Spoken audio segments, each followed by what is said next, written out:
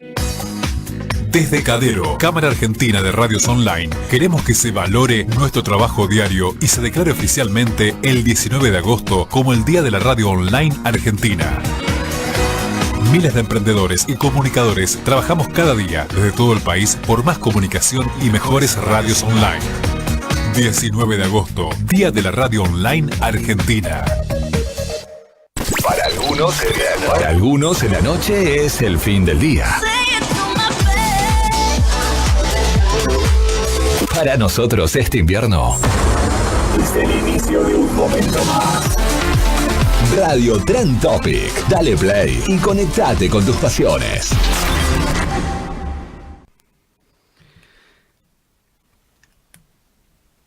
Estamos en agosto y hace frío. No por la temperatura, tenemos frío por adentro. En realidad tenemos una catarata de cosas que nos fueron pasando en los últimos tiempos. Últimos tiempos, 2 semanas, semana y media. En la mitad de una extraña vorágine informativa, este fin de semana que pasó no, sino el anterior, durante el recital de las abuelas en Tigre, detuvieron a 4 pibes, la policía. Se lo llevaron sin mucha explicación previa. Maltratos. Se habla de torturas. Primero se dudaba. Después la Correpi salió a confirmar todo. A pocos días estaba, obviamente, en el Senado estaba la discusión por la interrupción voluntaria del embarazo. Por el aborto seguro, legal y gratuito. Obviamente esta noticia quedó en la mitad de una nube de esas que después el tiempo se encarga mismo de disipar, pero pasó. Unas semanas antes, nuestro presidente de turno firmó un decreto por medio del cual los milicos vuelven a ocupar lugares en las calles. La semana pasada nuestros senadores volvieron a estar a la altura de lo que al menos yo creo que suelen estar y le dijeron que no a lo que debe ser el cuidado de la vida y de otorgar libertad a la gente.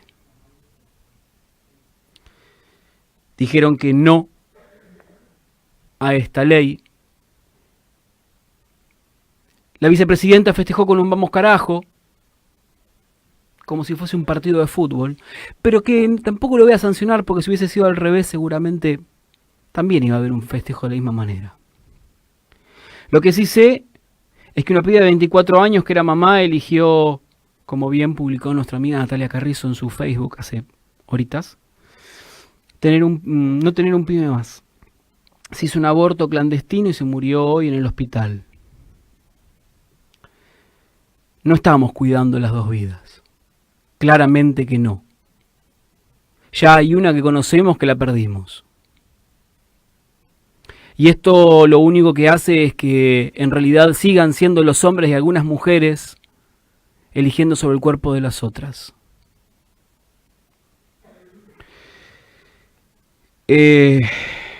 Cuando hay vidas de por medio, evidentemente todo lo que podemos decir es al pedo. Atrasamos. Nuestros políticos atrasan. Porque lo único que están haciendo es dilatar algo que es lógico que va a llegar y que debe llegar. No hay nadie que pueda tener la autonomía sobre el cuerpo de nadie. Nadie.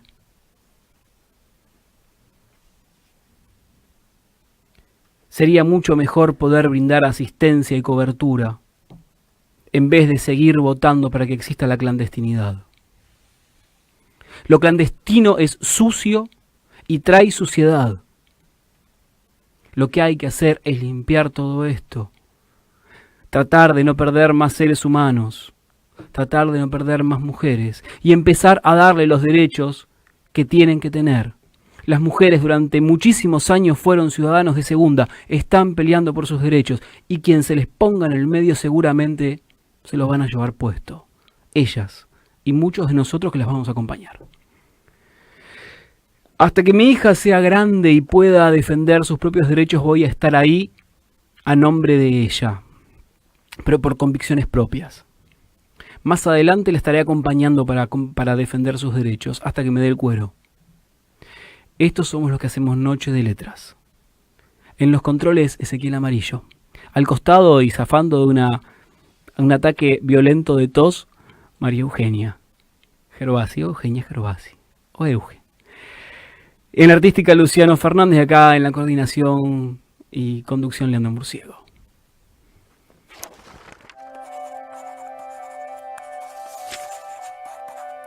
Flor, abeja, lágrima, pan, tu voz. Letras, letras. La noche, letras. Noche de letras.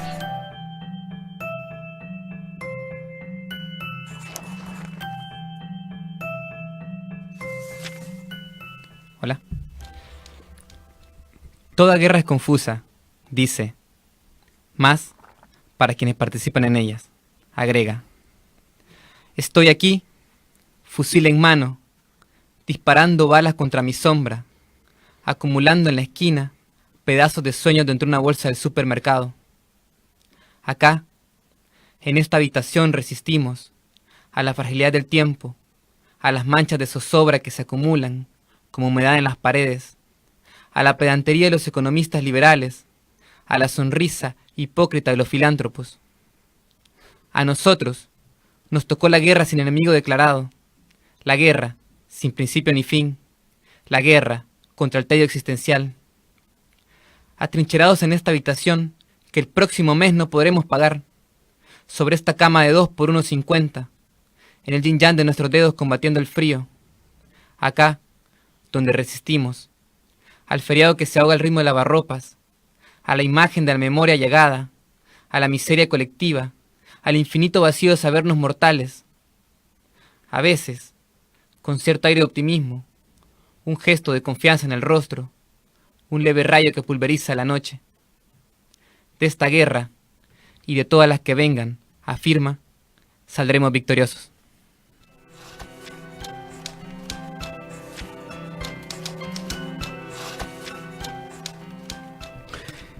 La voz que escuchaban es la de César Sarabia, un compañero, un amigo que en días está presentando su primer hijo literario.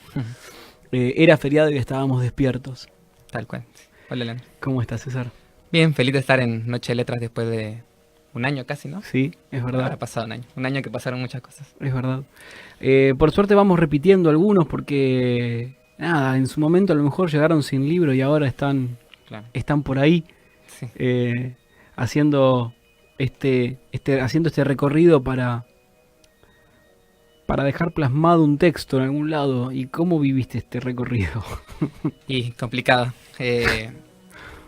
Sí, no sé, es como todo un tema. Para mí es como que este libro también representa una forma de cerrar un ciclo. Uh-huh. Yo siempre tuve con la poesía una relación como medio histérica, podría decirse, tóxica. Porque como que iba y venía, y quería y no quería. Como que había momentos que me parecía que no valía la pena. Había momentos que la sentía inalcanzable. Uh-huh. Por ejemplo, yo recuerdo que, nada, como que yo leía poetas como César Vallejo, y César Vallejo tiene un verso donde él dice: hay golpes en la vida tan fuertes, golpes como el odio de Dios. Y cuando yo leía eso yo decía, wow. O sea, porque pensaba, no vamos a discutir si existe un Dios o no, pero imagina que el mundo occidental habla de un Dios que es todopoderoso. Imagínate si el tipo te odia. O sea, es como lo peor. Y a mí me pasaba que yo decía, bueno, es que eso es otra cosa para mí, como que yo no puedo llegar a eso. Pero bueno, con el tiempo como que fui escribiendo, y por ahí surgieron algunos poemas que están en el libro, en los que yo pude de una situación como muy cotidiana expresar como cosas muy grandes, y fue cuando yo dije, bueno, acá hay algo. Y para mí fue como el comienzo de capaz de asumir un compromiso con la poesía,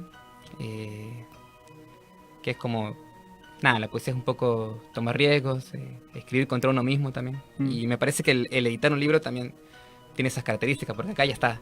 O sea, está en el papel, no te puedes arrepentir. Es como, lo dijiste. Después, bueno, ahí uno puede ver otra edición y bueno, después como que puede uno editar y eso y corregir cosas, pero bueno, en principio está y va a quedar así. Es la marca, es la que quedó. Sí, total. Es tu primer tatuaje, ¿no? Literario. Total. Sí, hay unas experiencias como más colectivas, Ujú. pero individualmente sí esta es la primera. Individualmente entre comillas, porque hay todo un proceso editorial que es colectivo. Totalmente. ¿Cuál es tu guerra? Mi guerra. Siento que como en mi poesía siempre intenté como plasmar una suerte de penas, digamos, o angustia de mi generación. Todas estas cosas que nos enfrentamos por ahí, como me parece que nos tocó, quienes nacimos más allá del final de los 80, pues, como que nos tocó vivir un mundo como que parecía que no había muchas cosas que transformar. Ujú. Y nada, como muy desencantado el mundo. Y como que había una cierta desesperanza, que conseguir un alquiler, que conseguir... Entonces me parecía que toda esa angustia era como una angustia que en realidad no es que uno le nazca, digamos, nazca con eso. Hay un poema que yo digo como que la angustia no es un lujo posmoderno, sino que es provocada. O sea, hay condiciones que te arrastran a eso, que te arrastran a alejarte de los otros, a tener como una incerteza del... Y para mí la guerra es esa, como todos los días salir a enfrentar eso y no renunciar como a proyectos, a utopías, digamos, y como no dejarse enajenar. Por eso el título del libro en parte, Ujú. porque la idea del feriado como que me despierta algo como muy monótono, o como que el tiempo pasa más lento, y para mí el estar despierto puede ser muchas cosas, ¿no? Hace poco leía, a propósito de lo que vos mencionabas del 8A, un artículo que publicaban en la revista Sonámbula, y decían como, siempre vigilia para quienes tienen los ojos abiertos. Y me parece que era un poco eso, ¿no? Como que estar despierto es eso, es estar ahí atento a esas cosas y a cambiarlas cuando hay, a aferrarse a que van a cambiar. El libro de César tiene mucho del concepto de lo colectivo, de la mirada del otro, del compartir con el otro, de ser parte de la historia junto con el otro. Y es una batalla casi verso a verso que está en este libro. Yo francamente lo disfruté muchísimo. Y yo creo que César tiene una característica que es muy interesante. César está brillando a los 30, pero cuando uno lee sus textos, engaña con la edad que tiene. Parece que tiene muchísimos más. Y cuando uno lo escucha, si estuviese quitando la imagen, seguramente acompaña a esta idea. ¿Cuánto sentís que tenés? ¿Cuánto siento? Oh. No sé si... No, yo pienso que igual como que hay como una experiencia que siento que es, como te decía al principio, como una experiencia de una generación, Ujú. como una nostalgia. A mí me pasó, por ejemplo, en el último año que sentí que me pasó lo que yo sentí, que me enfermé de poesía. En el sentido de, no sé, pienso, por ejemplo, me llegó un libro de Papasquiaro, que es un poeta mexicano, y hay una anécdota que cuenta Bolaño sobre Papasquiaro, en el que Papasquiaro se metía a bañar leyendo. Entonces como que Bolaño encontraba los libros mojados y decía, bueno, ¿y qué pasó? Entonces como que pareció un tipo que cuando vos lo lees sabes que estaba enfermo de poesía. Ujú. Yo creo que no llegué a tanto, pero sí me ha pasado como que todo el tiempo estaba pensando poesía, estaba en el trabajo, espero que no, nadie del trabajo me esté escuchando. Estaba en el trabajo y leyendo un verso de repente en los tiempos muertos. Y a veces yo tengo la costumbre, por ejemplo, de compartir en mis redes poemas que estoy leyendo. Y es como que yo a veces lo leo y digo, me hubiese encantado escribir esto a mí, o sea, qué envidia. Pero también como que te marca un horizonte. Y algo que me pasó fue que empecé a leer también muchos poetas un poco mayores, no tan mayores. Ujú. Y por ahí capaz viene un poco esa sensación de que soy mayor, ¿no? Como que me identifico mucho con voces por ahí 6, 7 años mayores. Y obviamente con todos los que vinieron antes. Ujú. Que es otro más de tu libro, Era feriado y estábamos despiertos. Sí. Que que aparte es, más allá de que es muy lindo el arte de tapa que tiene, digo, es hasta delicada la aparición del logo de Editorial Colibrí.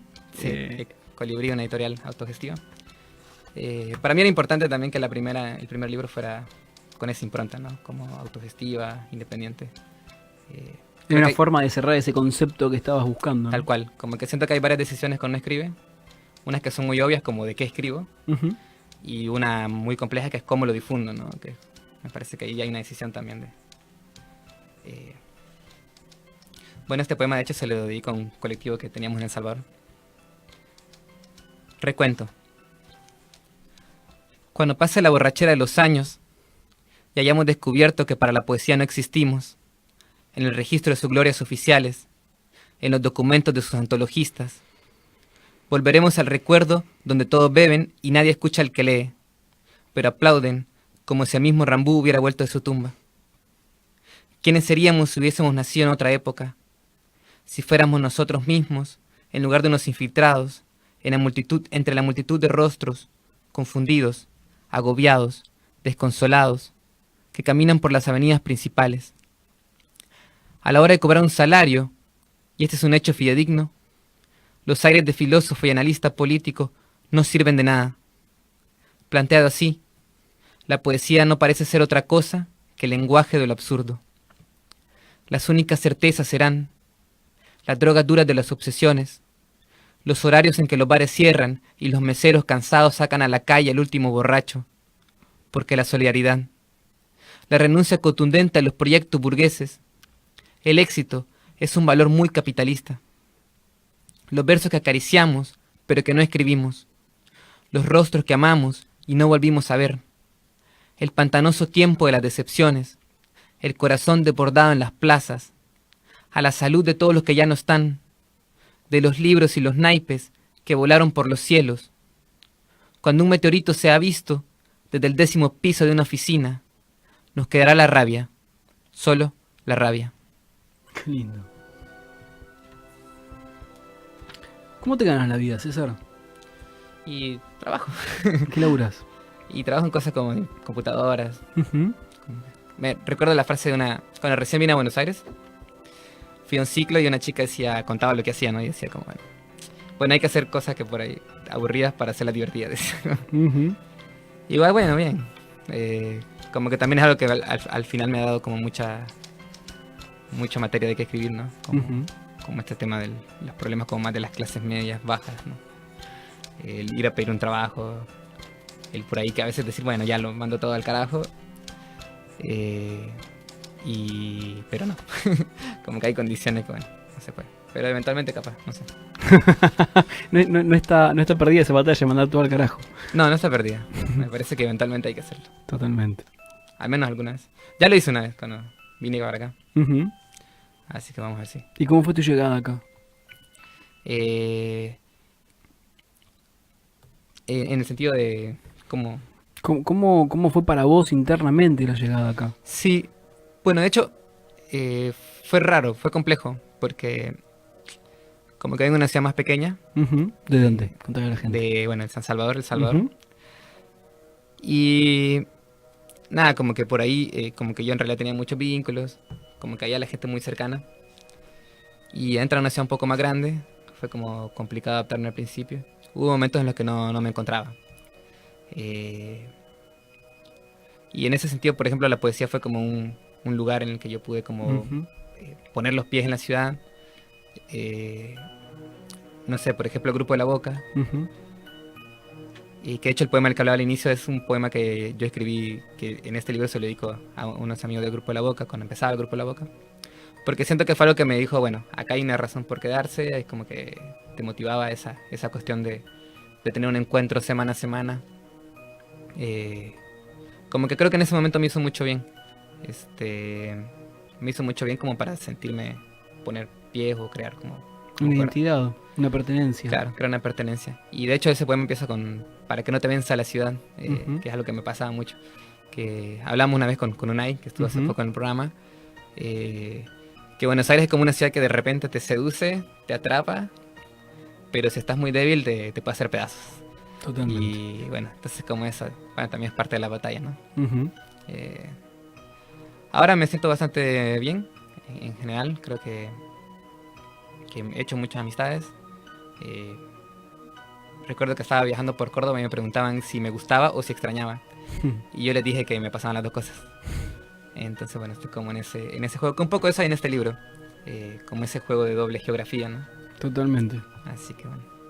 Hay un juego de doble geografía y hay mucho de esa nostalgia de la que habla César, en la que nos podemos sentir bastante identificados los porteños, básicamente. Entonces es como, digo, como cuando uno empieza a leer y se entera de dónde es el escribiente, empieza a darse cuenta que la poesía atraviesa todo, que no es que tiene un lugar geográfico. Sí. Roque Alton dice en un verso que la nacionalidad es una cólera llameante. Y es como, ¿qué es la cólera llameante? Como una cosa muy... Roque Dalton, uno de esos tipos que habría que leerlo más, ¿no? Y tratar de disfrutarlo más seguido. Sí, ¿no?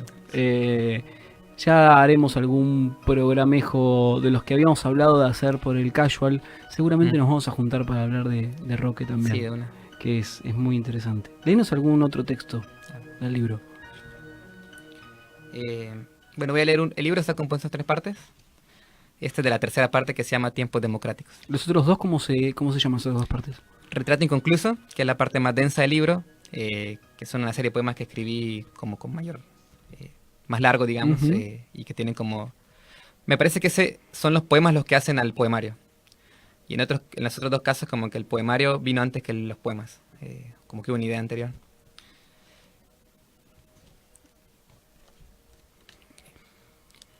Este país no es nuestro. Lo supimos la primera vez que salimos a cazar unos dólares.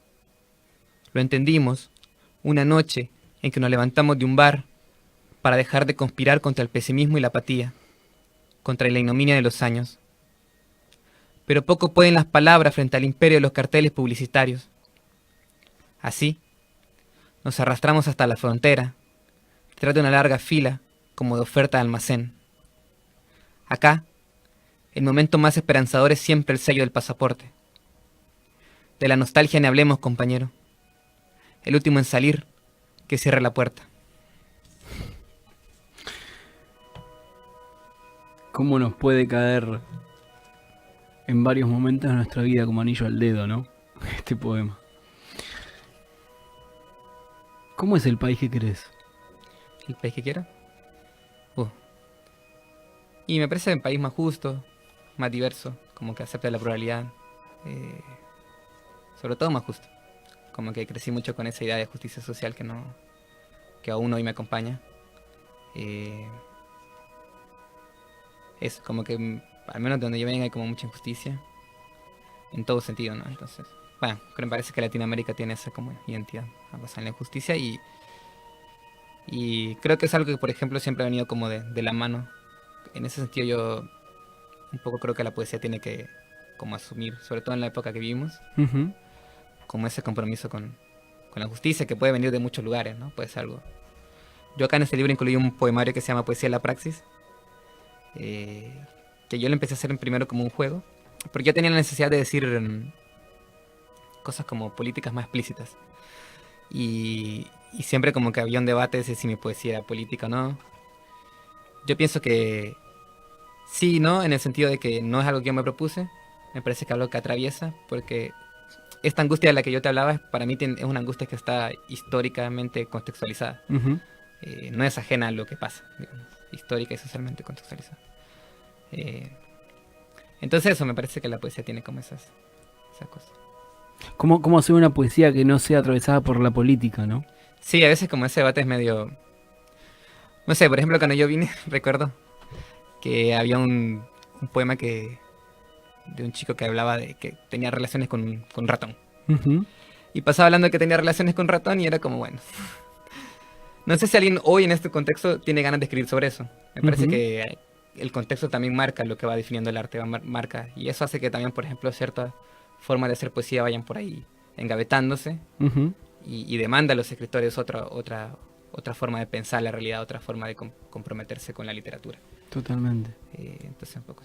Si no está ese compromiso, seguramente ese escritor queda al margen hasta que encuentre su camino o el mismo contexto lo vuelva a sumar, ¿no? Claro, sí. Sí, como que siento que no somos ajenos al contexto. Porque vos decías algo, porque no sé si ya lo mencionaste, pero el prólogo de este libro lo escribiste vos.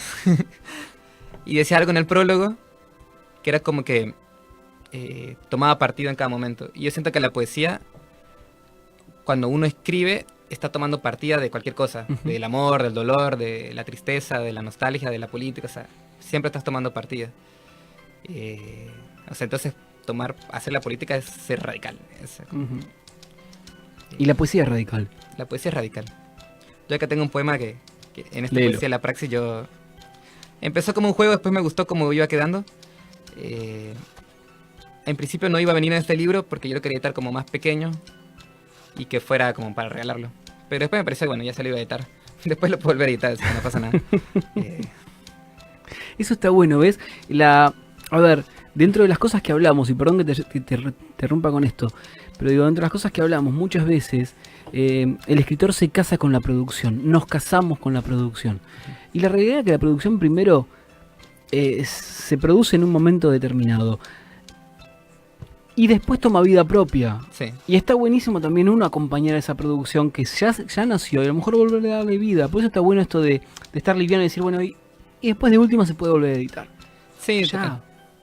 Sí, tal cual. Porque a veces a mí me pasaba que era como, me falta, todavía no está listo. Y entonces fue un momento que me dijo, bueno, no importa. Después si lo requiero, me invento como una antología o algo, no sé. Totalmente. Pero bueno, la ventaja igual de hacerlo independientemente es eso, que libre. Para lo que Ujú. quieras. De lo que dijo Zurita sobre la poesía.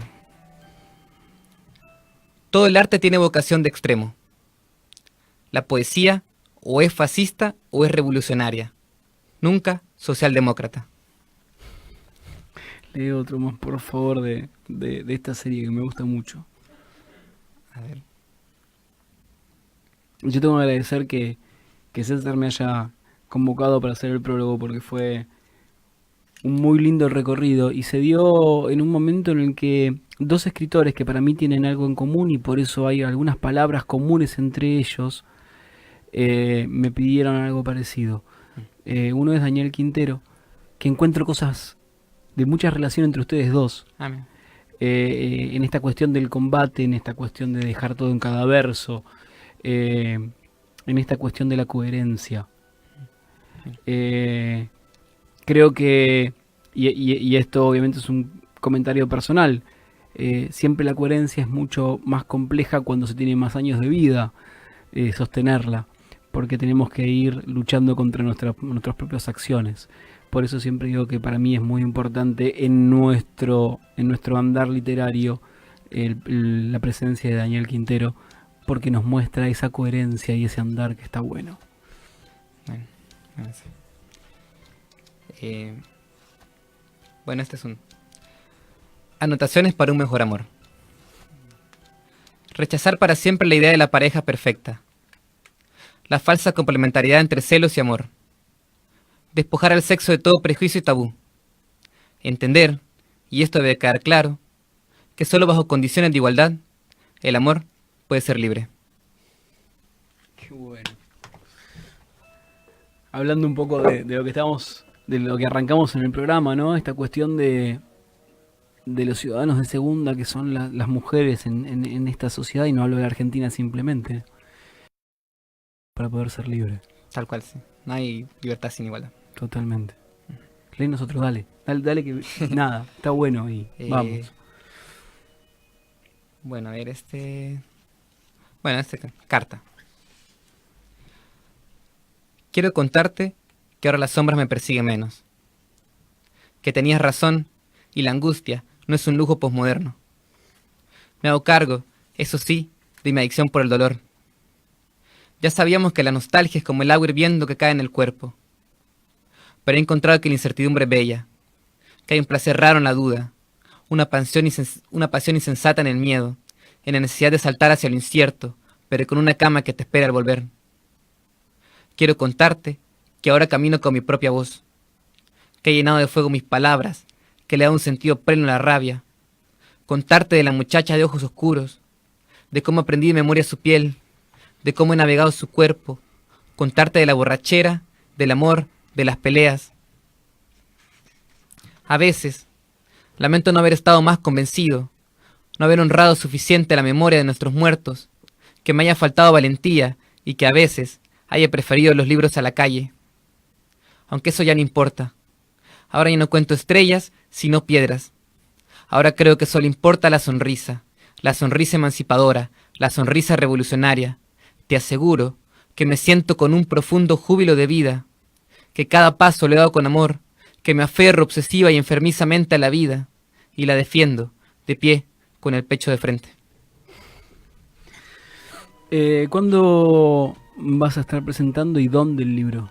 El libro se presenta el 30 de agosto, jueves, en La Tribu, Bar La Tribu, que está en Lambaré 873. ¿Hora? A las 20. A las 20. Y bueno, va a estar disponible en Buenos Aires. La idea es que el libro también pueda ir a otros países. En octubre a Colombia. Y si todo sale bien, en diciembre vamos a poder llevarlo a tierras mesoamericanas. Qué bueno. El Salvador, Guatemala, México capaz. Bueno. ¿Y después, a Colombia va de mano tuya o cómo llega? No, va de la editorial. Qué bueno. Así que bueno. Es lo bueno de crear como lazos con gente de varios países. Y vamos a ver si de otros países lo podemos contrabandear. Siempre hay un compa que viaja, entonces bueno, lo mandamos ahí, le metemos unos 20 en la mochila. Aparte son finitos, va. Son finitos, sí. Y con 20 no te dicen nada en la frontera. Yo te voy a pedir por favor que leas este. A ver. Que tengo ganas de escucharlo. En tu voz. ¿Ese? Sí, ese. Bueno. Solicitud de empleo. Yo, Andrés Alberto González González, de 26 años de edad, recién cumplidos en septiembre. Nací en San Salvador, pero con el corazón migueleño. Hijo de doña Jimena González y de don Pedro José González, que vale aclarar, no son hermanos, pues de dos personas muy cristianas se trata, y la sola suposición de parentesco es una ofensa a su devoción. Hago constatar mediante este documento que cumplo con todas las condiciones requeridas para optar al puesto de trabajo, siendo estas las siguientes. Que me gradué de la carrera de ingeniería sin mayor interés por la misma, pues mi principal afición era la literatura, misma de la que por supuesto nunca recibió ni un centavo. Razón por la cual me comprometo a que en lo que se refiere a mi horario laboral, que va de las 8:30 a las 17:30, evitaré pensar en las letras para concentrarme específicamente en las tareas asignadas según mis funciones, y en aquellas que la urgencia demande. Adicionalmente, hago constatar que no integro ningún grupo subversivo, de ninguna tendencia, ni marxista, ni comunista, ni socialista, ni anarquista, ni ecologista, ni altermundista, y que pese a que creo que el capitalismo arruina lo más precioso del mundo, acepto someterme a sus reglas en el afán de que la empresa crezca para que sus dueños puedan disfrutar de sus merecidas riquezas y con la esperanza de que el bono navideño me permita saldar las deudas adquiridas en los meses previos. Finalmente, a modo de buena fe, renuncio a mi derecho de conspirar contra el sistema, ya sea a través de la formación de sindicatos, asociaciones de trabajadores, grupos clandestinos y cualquier otro elemento que alimente aquello de la lucha de clases. Sin más que añadir, y esperando ser tomado en cuenta, me despido atentamente. A mí es uno de los poemas más me gusta. Y debo decir porque en realidad nos pinta la sociedad hasta cuando parece no enfrentarse a ella. Y esto es lo bueno de los espejos. Y esto es lo bueno que en realidad uno puede combatir siempre. Y el tema es darnos el lugar a ese combate. Che, César, nos quedan así 1 minutito y medio, como mucho, 2. Y decinos, ¿cuál es el combate que tenés ahora? El combate que tengo ahora, uy. Bueno, no sé, me parece que hay todo unos proyectos hay muchas cosas que aprender. Ahora particularmente como ir más a fondo en este compromiso que mencionaba al inicio, con la poesía, en general con la escritura. Me parece que ese es un combate hoy, ¿no? Poder hacerlo. Bueno, ahí vamos a estar acompañando el 30, era feriado y estábamos despiertos, de César Sarabia, que es una hermosa tapa. Y bueno, vamos a estar seguramente compartiendo y disfrutando y brindando con César por este nacimiento literario. Gracias por poner el cuerpo en cada verso. Bueno, gracias a vos por invitarme y por el apoyo al libro también.